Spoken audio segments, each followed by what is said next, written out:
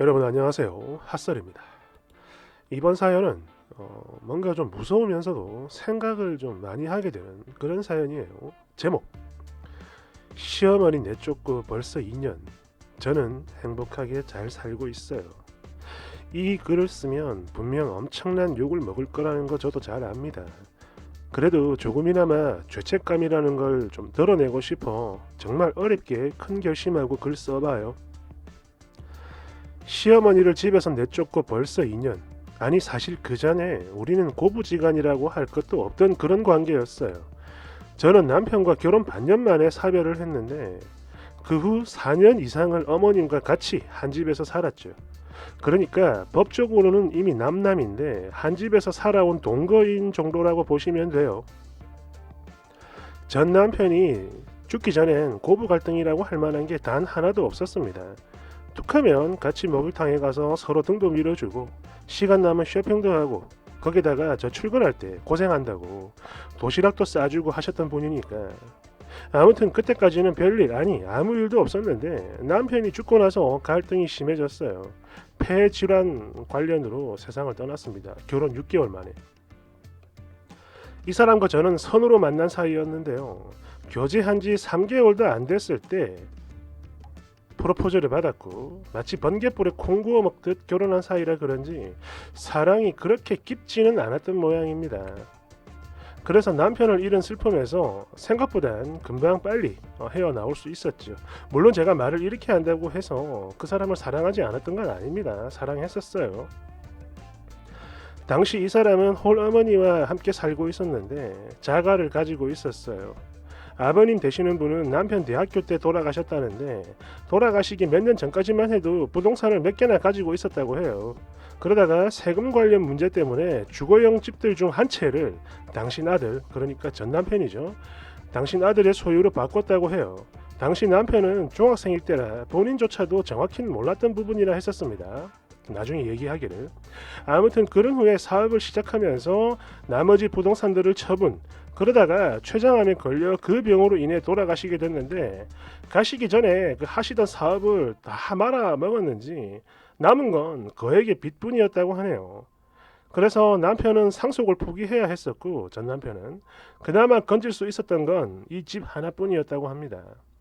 그 후 두 사람이 이 집에서 살았다고 해요. 제가 결혼하기 전까지. 여기까지가 제가 확실하게 아는 내용이고요. 네, 맞아요. 저도 압니다.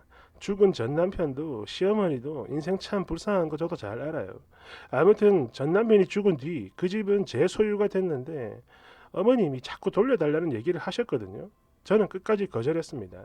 도의적으로 봤을 때 제가 나쁘다는 건 알지만 저는 그때 이미 뱃속에 아이가 있었고 그 아이를 지키기 위해서는 돈이 필요했어요. 그래서 어머님을 설득했죠. 이 아이는 당신 아들의 아이이며 동시에 당신의 손주이기도 하다. 그리고 그런 아이를 잘 키우기 위해서는 엄마인 내가 돈이 필요하다. 집 한 채 정도는 있어야 돼요. 매번 이런 식으로 설득을 했는데 나중엔 이런 제 말을 당신도 충분히 알아들었는지 어느 날부터는 이 집에 대해서 왈가왈부 말씀을 하지 않으셨어요. 그런 후 저는 아이를 낳았고 또 낳은 아이를 키우면서 계속 직장을 다녔습니다. 어머님이 같이 집에 살면서 제 대신 아이를 돌봐주셨지만 정말 눈코 뜰 새 없이 바빴어요. 그런 만큼 사는 게 정말 많이 힘들었습니다. 그 중에 특히 저를 제일 힘들게 했던 거 아이 키울 때 생겼던 그 엄청난 트러블들. 지금 생각해도 그래요. 하루하루가 지옥이고 고통이었습니다. 젖병 소독하는 것부터 행주 삶는 방식이라든지 그 외에 아이 입에 물려줄 장난감, 옷 입히는 방식, 방 청소하는 방법, 빨래하는 방식 등등등 정말 충돌하지 않은 게 단 하나도 없었어요. 그러다 보니 이런 과정 속에서 저에게 손찌검을 하신 적도 있고 저 또한 화가 머리 끝까지 올라 어머니 밀쳐버리고 바닥에 내동댕이 친 적도 있습니다. 그러다 한 번은 또 몸싸움을 하는데 더 이상 2년간은 못 살겠다 이러면서 가출을 하셨어요. 그러다가 다시 일주일 뒤에 돌아오셔가지고 집 내놓으라고 고래고래 소리치면서 난동을 부렸는데 그때 너무 심해가지고 경찰까지 불렀던 기억이 있네요. 오죽했으면 소를 제기할까라는 생각까지 할 정도로 고소한다는 뜻이겠죠. 저를 정말이지 죽도록 미친 듯이 괴롭혔습니다. 물론 저라고 해서 무조건 다 잘했다는 건 아니지만 아무튼간에 젖먹이 아이와 여자 둘이 같이 살기엔 이 집은 지옥 같았어요. 진짜. 그래서 집을 팔고 아이와 도망을 가버릴까 이런 고민도 많이 했었는데 그럴 때마다 늘 항상 제가 다니던 그 직장이 걸리는 거예요. 안정적인 데다가 내가 여길 나가면 다른 데서 어떻게 구하겠어 라는 그런 불안함이 동시에 왔었죠. 그래서 못 나간 거예요. 그래서 할 수 없이 계속 참고 그랬는데 또 그러다 보니까 이게 또 나름 적응이 됐나 봐요. 시간이 지나면서 서로 간 생활에 대해서 어느 정도 이해를 하고 또 익숙해지기도 하고 그랬죠. 그래서 무난하게 산다 싶었는데 또다시 문제가 생긴 거, 그러니까 저희 아이가 어느 정도 자라며 당신에게 여유가 생겼고 저도 늦게까지 일을 하거나 출장 가는 일이 이래저래 좀 잦아지면서부터였어요. 당시 어머님은 이런 저를 굉장히 못마땅히 하셨는데 특히 제가 남자들과 같이 일하는 거 이거를 완전 대놓고 경멸하며 저주를 했었어요. 특히 이 바람핀다 이런 환양년 같은 표현을 자주 쓰셨는데 그럴 때면 저 또한 이성을 잃고 싸움을 하게 되곤 했죠. 그리고 우리가 싸움을 하게 되면 아이는 항상 다른 방에서 울먹이고 있다는 것도 나중에 알게 됐습니다. 싸울 땐 몰랐어요. 정신이 없으니까. 아마 분명 그랬을 거예요. 그러니까 이때부터 어머님에 대한 제 마음이 완전히 식어버린 거죠. 그리고 이즈음에 저에겐 남자친구가 생기게 됐는데요. 저보다 2살 많은 사람이고 총각이었습니다. 저와는 달랐죠. 그래서 이 사람에게 제 사정을 고백했어요. 속일 수는 없으니까. 정말 어렵고 힘들게 고백했습니다. 그러자 그 또한 제 사정을 다 이해하고 받아들이게 되면서 이제야 나도 행복하게 되는구나 싶었는데 말이 자꾸 길어지는데요. 좀 짧게 쓸게요. 그러다가 평소 제 폰을 몰래 감시하던 어머님이 이런 사실을 이제 들킨 거죠. 제가 폰을 보다가 들켰어. 폰 몰래 보시다가 어머님이 폰 검사를 한 거예요. 며느리 몰래. 그날 또 몸싸움을 하게 됐는데 이때 기분이 정말 나빴어요. 감시당한 거. 그래도 그렇지만 그래도 어머님 입장에서 제가 죄를 지은 것 같은 그런 죄송한 마음에 그냥 맞기만 했습니다. 이날은 같이 안 싸우고. 결론부터 말하자면 당시 저는 어머님의 손과 더불어 큰 국자로 맞았는데 이 말을 4바늘이나 꿰맸고요. 오른쪽 눈엔 실핏줄도 터졌습니다. 아이는 자지러지게 울고 아무튼 급한 대로 병원에 갔는데 그리고 이때 제 남자친구가 이 사실을 알고 흥분해서 그 길로 어머님을 찾아가 심하게 따졌다고 해요. 저는 그때 몰랐죠. 나중에 알게 된 사실인데 이때 입에 담기도 힘든 욕설을 하면서 뭐라고 했다고 합니다. 아무튼 치료를 받고 집에 가보니 사람이 없네요. 맞습니다. 또 가출을 했던 거예요. 그러다가 한 5해 정도 지나서 다시 돌아왔는데 웬일인지 그전보다는 굉장히 상냥한 모습을 보이더군요. 터치도 안 하고. 그리고 육아에 대해서 제 뜻을 많이 따라주는데 또 이러다 보니까 충돌이 생길 게 없잖아요. 해서 저도 어머님을 그냥 용서했어요. 때린 거. 그냥 조용히 티 안 내고 남친과 행복하게 교제했습니다. 터치 안 하니까. 그러다가 저는 이 사람에게 프로포즈를 받게 됐는데요. 처음엔 당연히 거절을 했죠. 왜냐하면 저는 자격이 없는 사람이라 생각했거든요. 연애까진 몰라도 결혼을 하기엔 너무 미안하니까. 총각이니까. 나는 애까지 있는데. 그런데 그런 저를 끝까지 설득하면서 결국엔 제 아이를 자기 호적에 올리겠다고 하는 그 말에 결국 감복해서 저도 이 사람을 받아들이게 됐지요. 그런데 나중에 이 사실을 알게 된 어머님이 길길이 날뛰며 반대를 하네요. 그리고 이때 당시 당신이 했던 말이 이랬어요.